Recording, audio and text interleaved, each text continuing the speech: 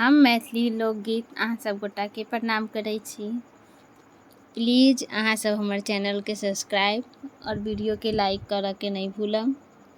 गीतके पूरा सुनब। हम अहाँ सबके एकटा चैतावर गीत सुनाबऽ जाइ छी। आशा करै छी अहाँ सबके नीक लागत। सुनू ई चैतावर गीत। हे के कैलक जादू टोना हो रामा, राम गेल बनमा। हे के कैलक जादू टोना हो रामा, राम गेलन बनमा। राम गेलन बनमा, लखन गेलन बनमा। राम गेलन बनमा, लखन गेलन बनमा। हे संगे में सिया सुकुमारी हो रामा, राम गेला बनमा। हे संगे में सिया सुकुमारी हो रामा, राम गेला बनमा। हे के कैल जादू टोना हो रामा, राम गेला बनमा। राम लखन सिया बन के सिधारलखिन। हे राम लखन सिया बन के सिधारलखिन।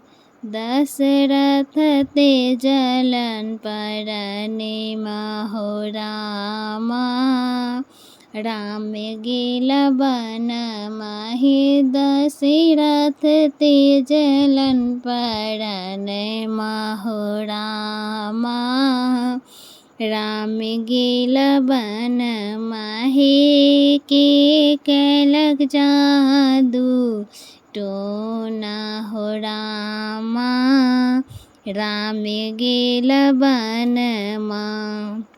मातु कौशल्या रोदना पसारलखिन। मातु कौशल्या रोदना पसारलखिन।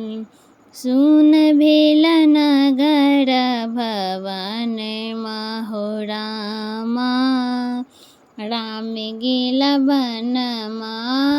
सुन भेल नगर भवनमा हो रामा, राम गेला बनमा। हे के कैलक जादू टोना हो रामा, राम गेला बनमा।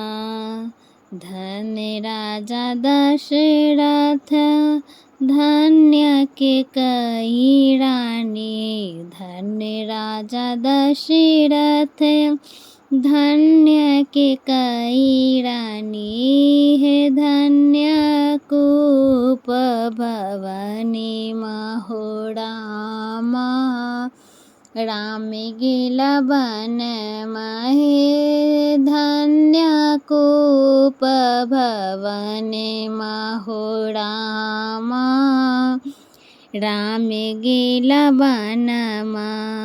राम लखन सिया बन के चललन। राम लखन सिया बन के चललन। दशरथ तेजलन परनेमा हो रामा, राम गेला बनमा।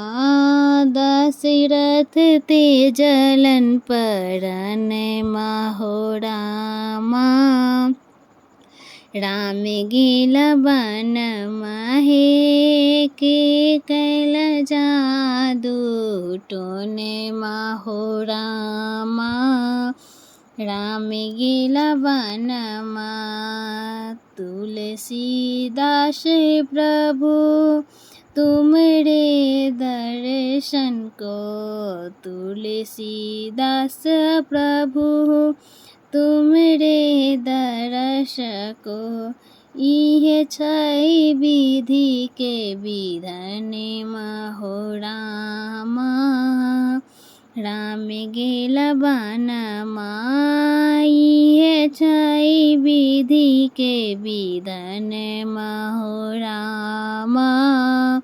चैत महीनमा इहे छै विधि के विधन महो रामा। चैत महीनमा हे के कैल जादू टोने महो रामा। राम गेल वनमा। उम्मीद है यहाँ सबके गीत नीक लागल होत तो कमेंट करके बताएम कि गीत अहाँ सबके कैसन लागल।